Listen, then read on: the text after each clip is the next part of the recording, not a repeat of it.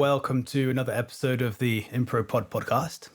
My guest today is Scott Hamm Duenas.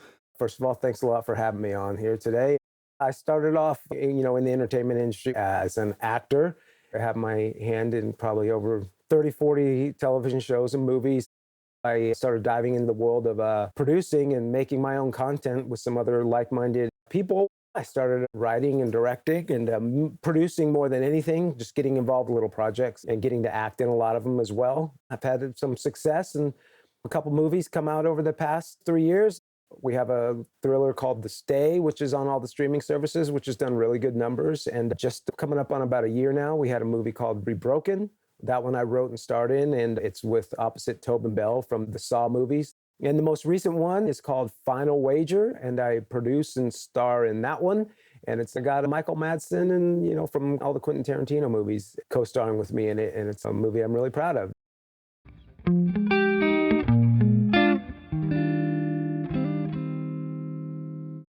So I'm going to play a piece of music, and I want you to tell me what it makes you think of. So that's anything that comes into mind, any kind of thoughts, emotions, ideas. Don't overanalyze it. And it's completely improvised.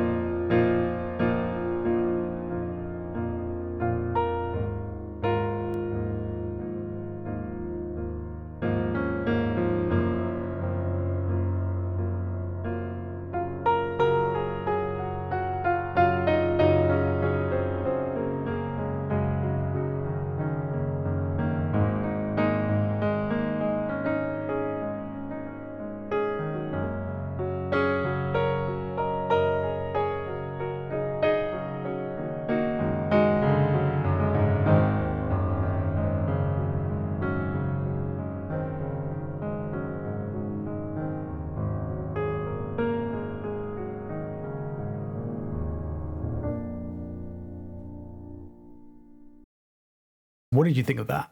When your hands hit the keyboard, it just made me think of my wedding, which is so random. It's been 10 years now. But then once you started going, I really thought about an ascending journey. I associate so many things with movies, but just of a character or a person trying to find their way in life. When I hear the really beautiful parts of your playing, I immediately think of my daughter. And then there was a little part in there where it picked up a little bit and down, and I think of like my son starting to walk and do those things and the ups and downs and falling. A lot of what came into my head really was just a lot of walking and thinking. There was a movie I did called ReBroken where there's a big montage of my character walking on his way to a grief meeting. And that could have totally played in there because it just seemed very introspective to me too in a lot of places. Like you would be something I would want to hear on my headphones when I was really trying to gather my thoughts and think about things like marriage, family, where am I going, things like that.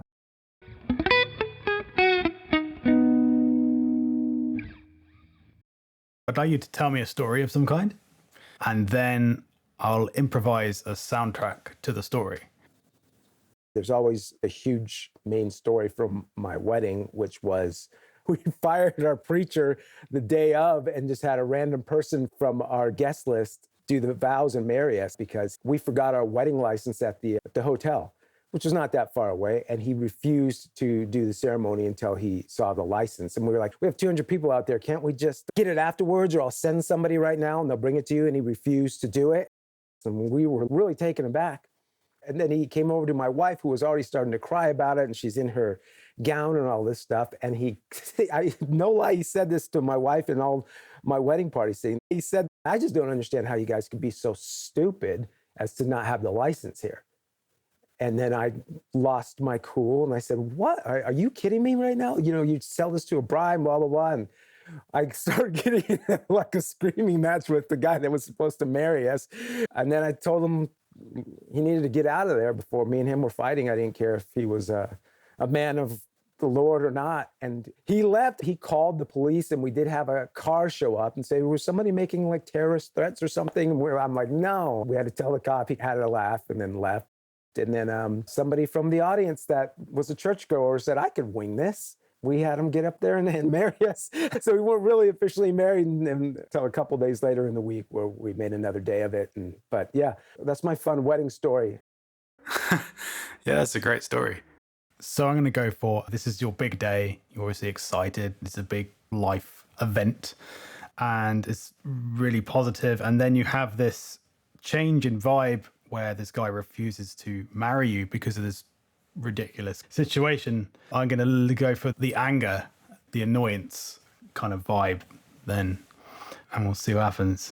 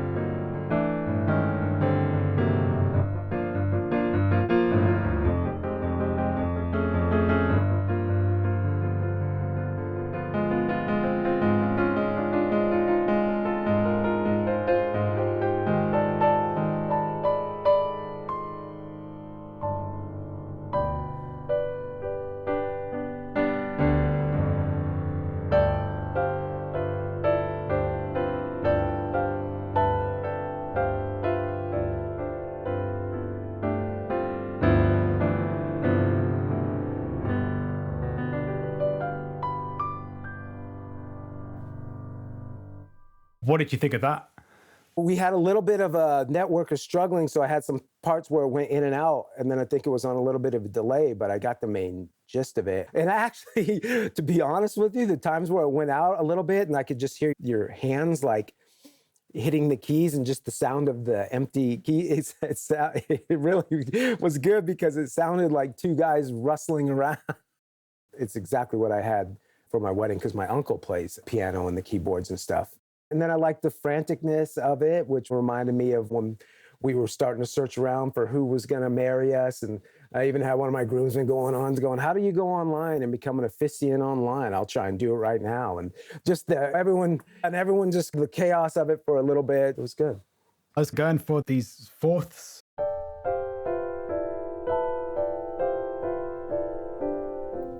That reminds me of church bells in England.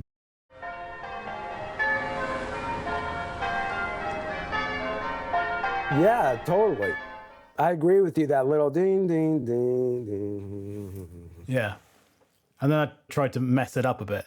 Yeah, exactly. So that was perfect. The wedding bells, and then I got messed up a little bit, but then it all worked out.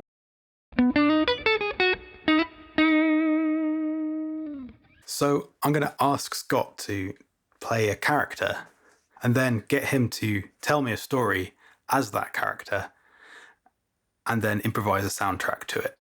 The first character is called Chance. So tell me a bit about Chance. Chance is he's a bit more of a wild guy. He's a risk taker. He likes to experience the highs and lows of life and the highs and lows of gambling. He's a longtime gambler who's trying to get his shit together now and go to meetings. And, he wants to make things right with his girlfriend who doesn't like the gambling, and also with his family. He's a good guy and he's a fun guy, but underneath, there's a lot of problems happening under there.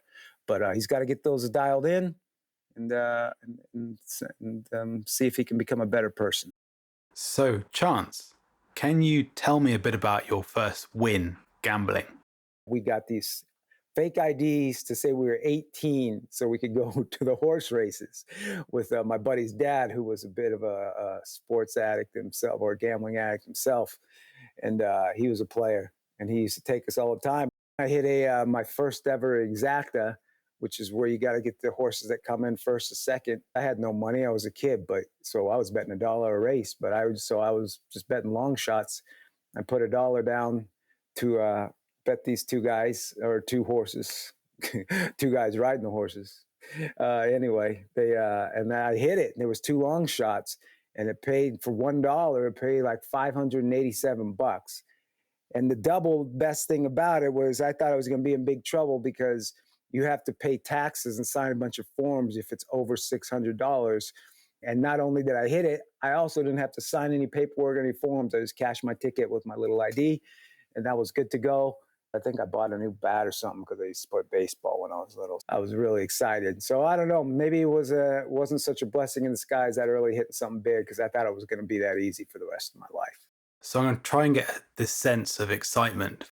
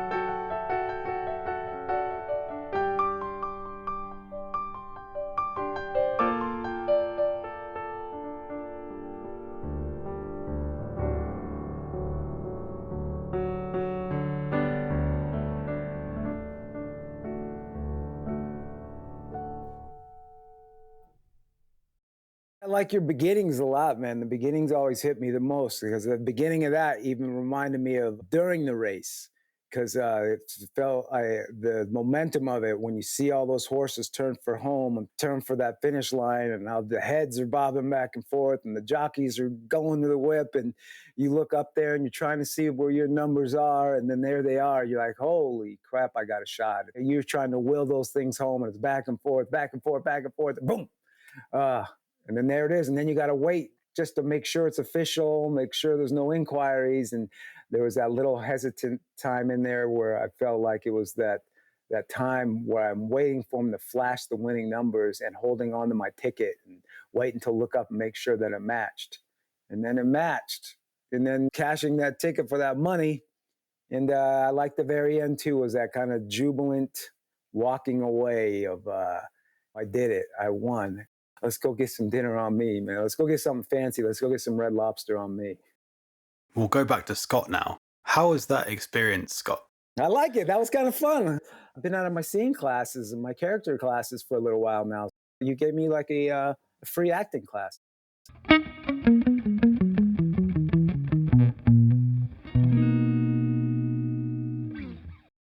you want to quickly try another character? Something of contrast, someone who's quite different to Chance? Sure. I'll just go right to the other movie before, because he's so different. His name is Will, and his daughter disappeared.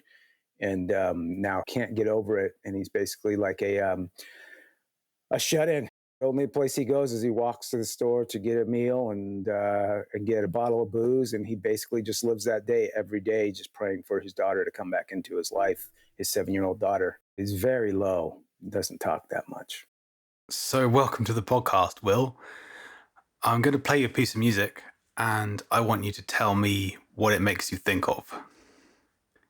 So that's anything that comes into mind, any kind of thoughts, emotions, or ideas. Yeah. Sometimes music's hard for me, but yeah, let's give it a shot.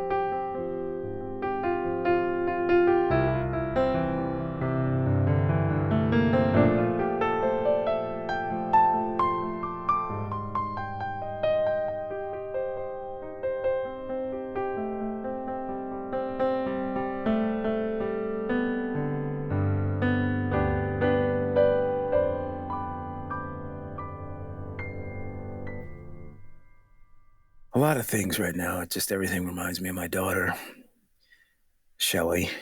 And we used to go to the beach a lot. And we also had this little red ball that I got for us to use at the beach. And it was like one that you would get from the dollar store. It's just like a piece of garbage. But we ended up loving it because it's just the way that you could never throw it straight. Or you could never catch it right because it's just an uneven piece of junk. But I don't know, it just made things funner because she would go out in the water and she would go out to get it.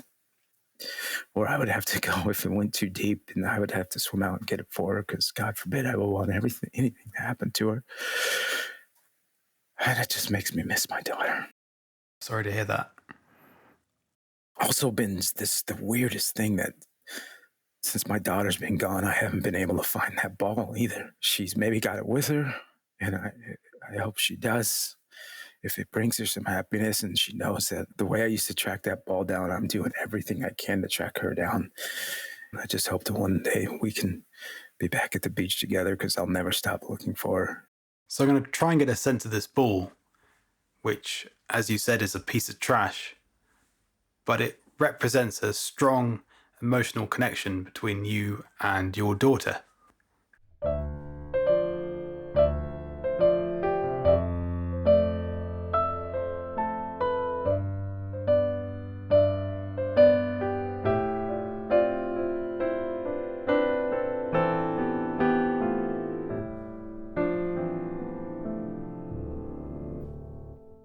So I was trying to get a sense of the movement of the ball with that bit of music. It has a kind of bounce to it, slow kind of bounce, and imagining a game happening, bouncing back and forth between you two. But yeah, just to getting a sense of movement. Thanks for being on the podcast, Will.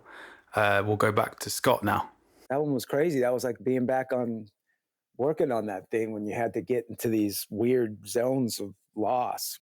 Did it make you think about the music differently? It really did, because especially on that one, I really closed my eyes to think about it. And you really do go into different thought process. Like I said, that I truthfully before was really picturing two horses running down the track when you played that song. And then on this one, I truly did right from the start just picture like the stereotypical little girl with her hands to the side, like spinning around at the beach. Music is just the best in that way, whether it's for acting or for just real life. I mean, I'm driving around the car all the time and just a song makes me think of high school, or a song makes me think of some kind of experience that I had. It's crazy how wonderful music is that way. That was a fun exercise and just shows you how powerful music is. Yeah, that's very true. So, what did you get out of this podcast? I got to hear some really good piano playing. Most of these are, it's always just like the normal questions about acting and the movie and all that stuff, but adding this in, and then you made me have to put my thinking cap on and think about experiences and stories and stuff on the spot. So it was cool to be to turn my brain on here on the West Coast in the morning like that and think and almost like create with you too. I'm doing very little of the creating, but you're taking my words and bringing them to life in a song. Well, thank you very much for being on the podcast. Thanks, Luke. When it's done, you'll have to send me a link or something so I can check it out. Definitely. I'd love to hear it.